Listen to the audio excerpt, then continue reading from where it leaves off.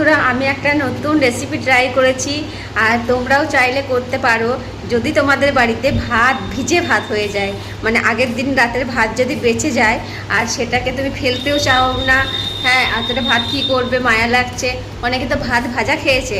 আমি নতুনভাবে একটা রেসিপি বানিয়েছি, ভাত দিয়ে ফ্রাইড রাইস বলতে পারো, পোলাও বলতে পারো, হলুদ ভাত বলতে পারো, জানি না কি হয়েছে। হ্যাঁ, তবে আমি কিন্তু দারুণ সুন্দর রান্না। তো চলো আমি তোমাদেরকে কিভাবে রান্নাটা করেছি সেটাই তোমাদের দেখা। এই যে দেখছো ঘি, আমি কড়াইয়ের মধ্যে 1 চামচ মতো ঘি দিয়ে দিলাম। এরপরে কাজুগুলোকে দিয়ে একটু নাড়াচাড়া করে নিলাম। তারপরে কিন্তু আমি কাজুটা একটু লাল হওয়ার পরে আমি এর মধ্যেই কিন্তু কিশমিশটাও দিয়ে দিয়েছি। তো কাজু কিশমিশ ভাজা হয়ে গেছে। তারপরে আমি ওটা তুলে নিয়ে গাজর কুচি করে রেখেছিলাম, সেগুলোকেও আমি দিয়ে দিলাম। গাজর কুচি দেওয়ার পরে একটু নুন দিলাম যাতে গাজরটা তাড়াতাড়ি সেদ্ধ হয়ে যায়। এরপরে আমি লঙ্কাগুলোকে দিয়ে দিলাম, কাঁচা লঙ্কা 4-5টা মতো চিড়ে রেখেছিলাম, ওটা দিলাম। আর একটু জিরেও দিয়ে দিলাম যেন জিরা রাইস টাইপের লাগে কিছু। তো এর মধ্যে এবার সব কিছু দেওয়া হয়েছে। এই যে হলুদ দিচ্ছি, একটু হলুদ ভাত, মানে কী যে বানিয়েছি আমি নিজেও জানি না।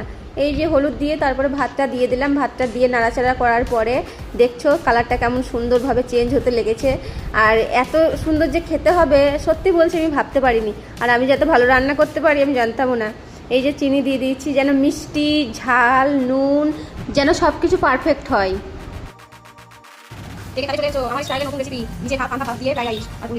চলো আমি খেয়ে দেখি কেমন টেস্ট হয়েছে।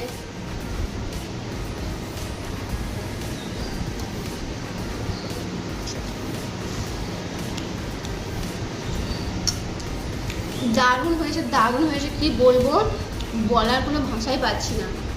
খেতে যে এত ভালো হবে আমি জীবনে কল্পনাও করতে পারিনি। আর এটা আমি জীবনে প্রথমবার এরকম টাইপের রান্না করলাম। তোমরাও চাইলে ট্রাই করতে পারো।